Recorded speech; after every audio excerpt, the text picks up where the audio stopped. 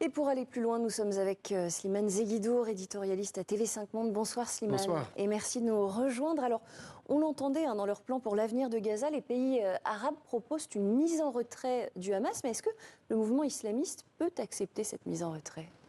Alors, les pays arabes proposent le retrait du Hamas pour amadouer la position de Washington qui, elle, non seulement voulait que les Hamas disparaissent, mais que la bande de Gaza soit du seul ressort des autorités américaines, éventuellement des Israéliens. Donc les pays arabes font cette fleur aux Occidentaux et surtout aux États-Unis pour lui dire, voilà, le Hamas ne sera plus là, la construction, c'est nous. Même l'argent, c'est nous. 53 milliards de dollars sur 5 ans. Alors, est-ce que le mouvement islamiste va accepter de s'effacer? Très difficilement, parce que l'épreuve, 15 mois de guerre avec Israël, lui ont donné une aura qui l'ont fait passer de parti politique d'extrême droite, intégriste palestinien, à une sorte de mouvement national qui lutte sur ses propres terres contre l'envahisseur. Donc, on peut dire qu'il peut résister, mais il sait que, historiquement parlant, pour des raisons d'intérêt supérieur de la Palestine, il devrait s'effacer. Je pense qu'il y a deux écoles, mais les pressions arabes sont unanimes pour qu'il se retire de la scène. Et en même temps, Slimane, on a appris cette semaine qu'un canal de communication avait été ouvert, et ça n'était plus le cas depuis très longtemps, entre les États-Unis et le Hamas. Que sait-on précisément de ces discussions ?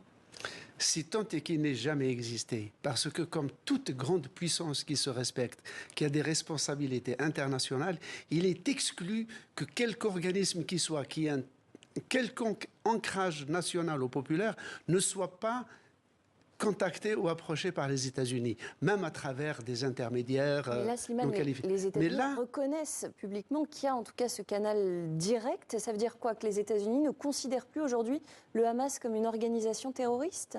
Sur le papier, il est considéré comme une organisation terroriste par les États-Unis, le Canada et l'Union européenne.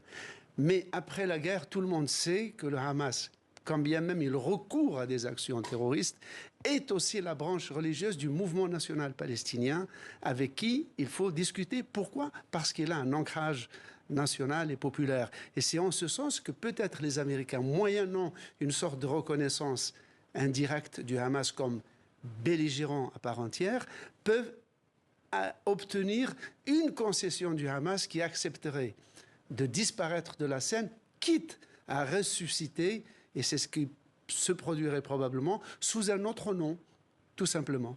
Alors là, aujourd'hui, on a, si on résume, deux plans pour l'avenir de Gaza. On a d'une part le plan américain proposé par Donald Trump, et puis d'autre part, ce plan actuellement étudié par les pays arabes, proposé par l'Égypte. C'est quoi la suite? Qui va trancher? Qui aura le dernier mot pour dire, voilà, c'est ce plan qu'on va choisir plutôt que tel autre? Alors, il y a le nerf de la guerre, c'est l'argent. Parce que qui est capable de mettre 50 milliards sur le tapis pour reconstruire Gaza? Il n'y a que les pays arabes qui ont à la fois l'argent et l'intérêt de le faire. Je vois mal les Américains ou même les Européens disposer d'une telle somme, vu qu'eux-mêmes sont dans une reconfiguration sécuritaire totale. Merci beaucoup, Slimane Zeguidour, pour cet éclairage.